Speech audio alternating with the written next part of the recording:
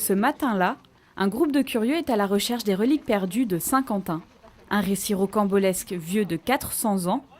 Ces reliques auraient été dissimulées par un seigneur des environs au XVIIe siècle, mais un savant trouve une partie de la clé de l'énigme et en fait un livre. Un livre découvert il y a seulement 2 ans.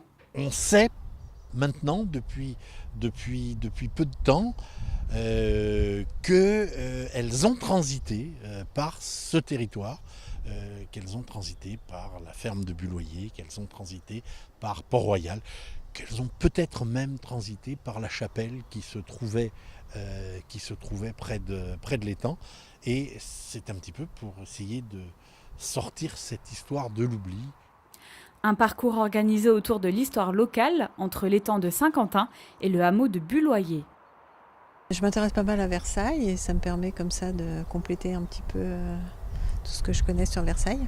Quand j'ai entendu parler de cette visite, les reliques de Saint-Quentin, ça m'a interpellée, effectivement. Donc, la curiosité, puisqu'on habite dans le coin, mais je n'avais jamais entendu parler. Le mystère plane toujours sur ces reliques. Les historiens cherchent à comprendre ce qu'elles sont devenues. Un travail en conséquence. On est encore en train de chercher dans les archives, dans les bibliothèques, dans les fonds du musée de Port-Royal et aussi des fonds parisiens.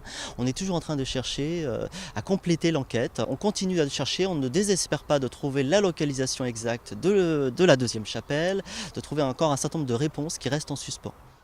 Le musée de la ville de Saint-Quentin-en-Yvelines propose régulièrement de remonter le temps.